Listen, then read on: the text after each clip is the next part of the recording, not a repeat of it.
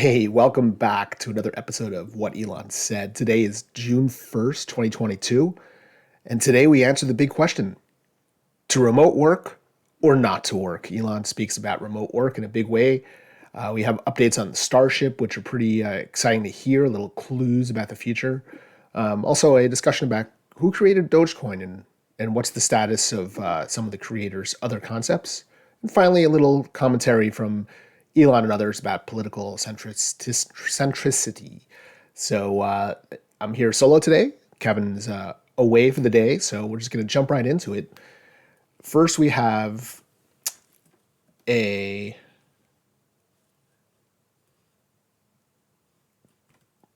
oh yes. First, we have Elon put out a big note today that was leaked. This actually wasn't supposed to be meant for public consumption, but he noted that anyone who wishes to do remote work must be in the office for a minimum. And he says, I mean, a minimum of 40 hours per week or depart Tesla. This is less than we asked the factory workers. So in the past, he has railed against other companies not bringing people back. And when people work from home, they're really just slacking off. So this is really saying that if you're an executive or someone else who's not a factory worker, they shouldn't be in. Everyone should be in the office and working. That's where the productivity happens. That's where the ideas happen. And he does not believe remote work is productive in any way. Portion, but not significantly. So a whole Mars catalog responded about the leaked email, and Elon said they should pretend to work somewhere else if they don't want to meet this for Tesla. So he feels that remote work is pretend work, and that is a big view. Over here, he actually liked a comment from someone that said one of his portfolio companies that he invests in moved their sales team back to an in-person office, and their per rep productivity went up 3 times. So Elon said that, yep, when you're in person and when you're accountable and interact with other people, that's where the impact happens. Sort of believe that for types of companies, Tesla in particular. I think a lot of the magic that's happened in the past has been sort of the in all hands crisis mode that the company breeds. If you work there, you know you're going to be really working hard, at least for a couple of years, and that's just part of the culture. Some companies work better like that. Others might work better remote, but Elon is a big believer in that, and he usually does these things from seeing the results. So I tend to believe him in this case. Moving on, we have news about the just kicking off some SpaceX comments. Nice comments about 10 years, the anniversary. A lot of anniversaries lately about SpaceX's first mission to the space station with the remote, non-piloted individual ship. So that's quite a big milestone, and was a breaking point where finally a U.S. company, specifically a private company, went up and attached to the space station, freeing us from foreign obligations, which has come in very handy in the last couple of months. Everyday Astronaut had an amazing video series with Elon, his latest, and here's a shot from the Starship orbital launch tower looking over, which is, I didn't realize how tall this was. This is enormous, this tower, when you see how big the Starship is below, and that alone is, I think, the size of the Eiffel Tower. So you know this is pretty big. I'd like to see it one day as well, at least drive by to see it. And then Everyday Astronaut, the astronaut asked Elon, next time we've got to do it when there's a fully stacked Starship there. As you can see, it is just the main module, not the actual booster, but just the Starship itself. And then Elon noted that we are only a few weeks away from that full stack. All Raptor 2 engines needed for first orbital flight are complete and being installed. So this gives little clues that at least they're going to be testing, which they should for the Raptor engines, but they also might know that they're near actual approval to launch from Boca Chica, rather than having to scrap everything and relocate to Florida, which would probably push the program back at least 6 months to a year. But hopefully approval will be coming. I think the date now is June 22nd for approval. Following up, Everyday Astronaut asked about he really can't see the static fire. He asked if all 33 engines will be tested at once or just the inner and outer ring static fire separately. And Elon said just one at a time at first. I don't even know if that's even one at a time for each engine or just full outer ring and inner ring. So either way, in a couple of weeks, momentum. Looking forward to it. Looking forward to seeing what's happening.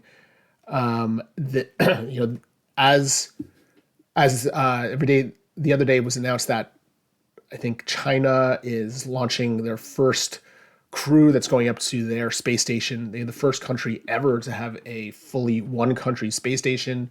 And also their space launch transport programs are really ramping up. I'm thinking that the US government is getting a little nervous about that and might give full approval to whatever SpaceX wants to start doing these tests. But that's just my hunch. We'll see what happens. Over here, love these scale things. This is Massimo showing Starship super heavy compared to other ships. You can see here, once it's fully stacked, it's the largest, and also definitely the largest area for transport. The cargo area is much bigger than any other ship. You can see all these others have just very small tops where they have the cargo, kind of the size of the Falcon, which you can see over there. The Falcon Heavy is to the second to the left, but the Starship is just a massive cargo area, and I think it's 150 tons. Yeah, it says it there. And I know they're building one that will be 250 tons of storage. I didn't realize the SLS cargo block is 130, so that's pretty impressive. But we'll see how it goes over time. One thing about the SLS is that it is not a reusable rocket, which is the big differentiator there. Pranay Patel noted that, this is actually what I just referenced, that the Starship will be fully reusable, will get 150 tons per payload, and then 250 tons, if it's launched expendable, it'll be 250 tons, which I don't think they'll really do unless there's a real crisis mode. I know they're building a larger one, but I think to be 250, so we'll see about that. But Elon noted that the most amazing part will be having an orbital rocket that is fully and rapidly reusable with any payload at all. Everyone else gave up when they realized that their fully reusable payload will be less than zero. We still have a long way to go. So I don't know if that's referencing that SpaceX has a long way to go or the space program and humanity has a long way to go. But either way, pretty amazing once it actually happens. Even if it's 5 years away, they have the financial runway being financed by the Falcon program to achieve it. That alone would be an amazing moment for humankind, and it just opens up so many doors for so many companies. I think if there's an industry to go into for the future, that would be anything that you can build or do in space would factories, colonies, mining, you name it. That's the place to go, and tourism, of course.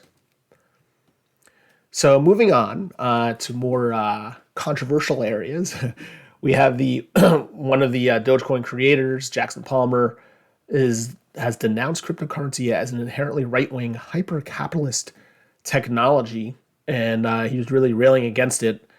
And then Elon responded saying, "You falsely claim your lame snippet of Python gets rid of bots. Okay, buddy, share it with the world." So I think in the article, he claimed that there was a program that he could get rid of bots with it, and it hasn't really been put out into the public domain. Someone else, Reed, noted that I can understand Elon asking how to run a Python script. There are too many versions of Python. And Elon's been on a tear today. He said that my kids wrote better code when they were 12 than the nonsense script Jackson sent me. So Jackson Palmer sent it, and then he just insults him, calling him he's a tool, that anything he did was really not that great. I don't know the history between them, why he's so angry at him, or at each other, I should say. So I should know that before the show, but if you know, let me know. That seems like it's a big ongoing issue there. Someone asked what do you think is the best program to write code? And Elon said, for AI and most things, it's Python and Java. JavaScript is the best for the web. And then for high performance or tight code, where you need just very exact, non-wasted time or space, C++ is definitely the best. And then Jackson Palmer responded saying, I never said it was a super complex, but the simple script definitely worked in catching and reporting the less sophisticated phishing accounts circa 2018, which is a while ago. He shared it with a lot of people that work for them. And then Elon just responds saying it's completely useless. So I don't know. I don't know what the end result of this is, which one is true, but interesting development. Meanwhile, Shibatoshi Nakamoto, who was also a developer of Doge, I think one of the two of them together, he was more humble and says the people after us did exceptionally more than either Jackson or I did on the code base. I think I wrote 20 lines of code and copied the rest. And then Elon said, "You're so humble." So he's giving all the credit, most of the credit to Billy, and who is Shibatoshi Nakamoto.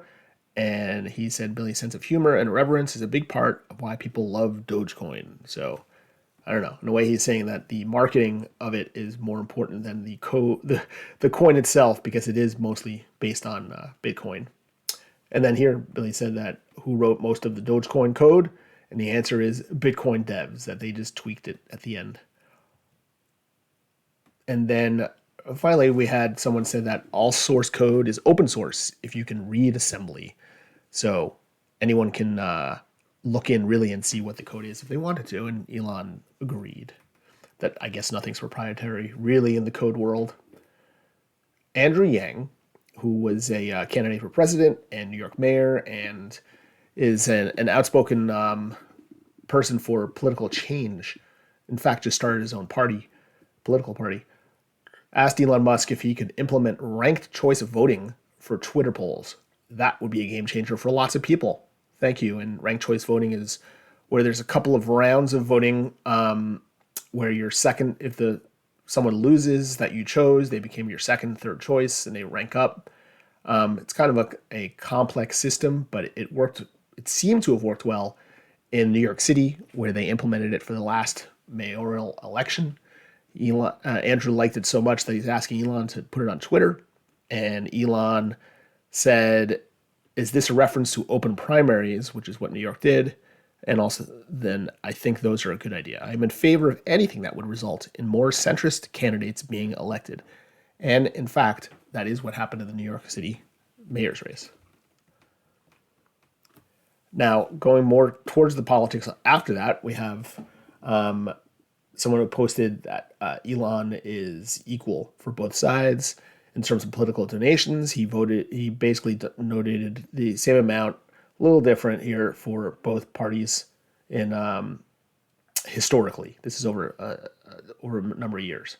And Elon noted that I will donate to centrist candidates in both parties, not to the radical ones. So he's not Republican. He's not Democrat. He just votes for whoever he thinks is the more centrist at the time.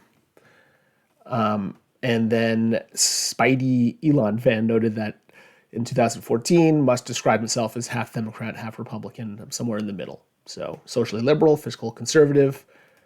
And in 2018, he stated that he was not a conservative. So this goes in line with what Elon has said in the past. And personally, I feel that most people fall into this category anyway.